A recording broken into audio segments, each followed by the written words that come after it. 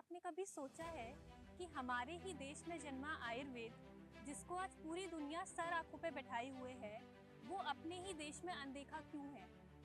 क्यों हम भारतीय अपनी संस्कृति और परंपराओं को तभी इम्पोर्टेंस देते हैं जब वो वेस्टर्न कल्चर में पॉपुलर होती हैं?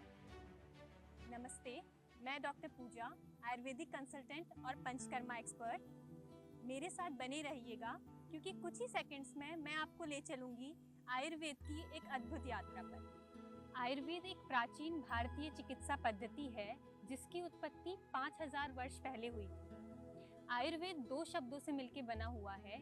आयु means life and veda means knowledge या साइंस, यानी वो विज्ञान जो जीवन जीने की कला सिखाता है, वही आयुर्वेद है।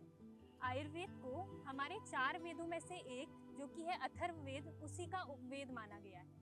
हमारे प्राचीन ग्रंथों के अनुसार आयुर्वेद एक दिव्य विज्ञान है जो देवताओं द्वारा हमारे मानवता को दिया गया एक वरदान है, ताकि लोग एक संतुलित जीवन जीना सीख सकें। आयुर्वेद का मूल भगवान श्री ब्रह्मा जी से माना जाता है, जिन्होंने सबसे पहले इस ज्ञान की रचना की। ब्रह्मा जी ने ये ज्ञान दक्ष प्रजापति जी को दिया, जिसके बाद दक्ष प्रजापति से ये ज्ञान अश्विनी कुमारों को मिला और अश्विनी कुमार से ये ज्ञान भगवान इंद्र को दिया गया।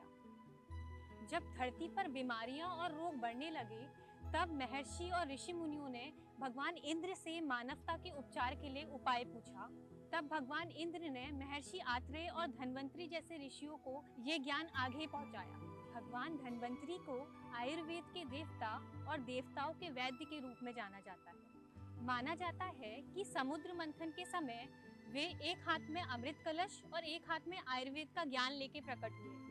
वे स्वास्थ्य और उपचार के प्रतीक माने जाते हैं। भारतीय संस्कृति का धनतेरस त्योहार धन्वंतरी जी के पूजन के लिए ही बनाया जाता है। इसी कारणवश धनतेरस के दिन को नेशनल आयुर्वेदिक डे के रूप में भी मनाया जाता था, जो कि इस ईयर से 23 सितंबर को मनाया जाएगा। आगे जाकर महर्षि चरक, सुश्रुत और वाग्भट ने आयुर्वेद को विकसित किया।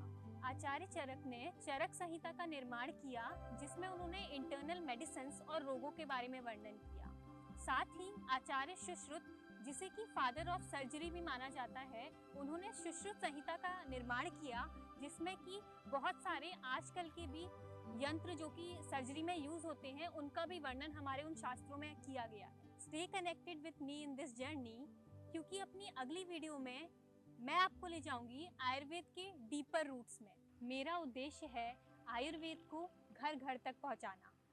तो आइए हम सब मिलकर इस विज्ञान को पुनर्जीवित करते हैं और दोबारा अपनी जड़ों से जुड़ते हैं। जय आयुर्वेद।